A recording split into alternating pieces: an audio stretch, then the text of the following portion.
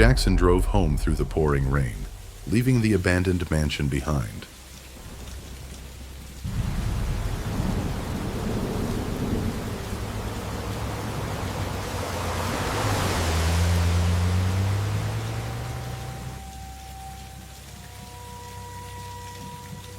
When he arrived to his apartment, his girlfriend Nina noticed immediately that something was wrong.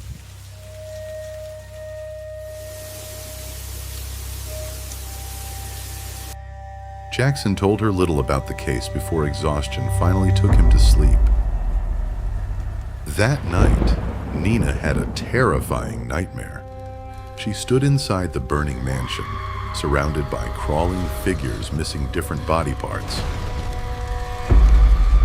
When she looked into a broken mirror, she saw herself transformed into the demon, with enormous horns rising from her skull. The demon whispered that the third piece was close. Nina suddenly woke, but something had followed her from the nightmare. She turned toward Jackson and whispered in a voice that was not hers, demanding the third piece. She attacked him with terrifying strength, slamming him against the wall. Jackson fought desperately until he managed to overpower her and handcuff her to the bed. When Nina stopped moving, Jackson approached cautiously. Lightning flashed through the window, revealing something horrifying. Nina's eyes were gone, leaving two dark, empty sockets. Yet she slowly turned her head toward him, as though she could still see. A deep voice came from her mouth telling Jackson that 8 had become 7.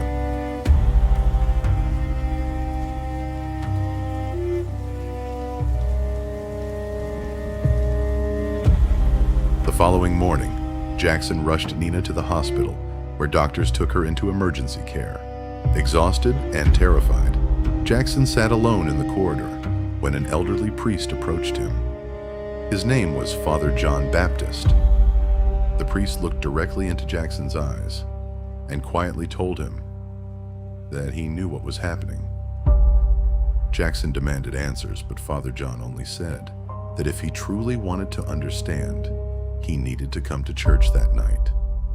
Then the priest walked away, leaving Jackson with one terrifying question.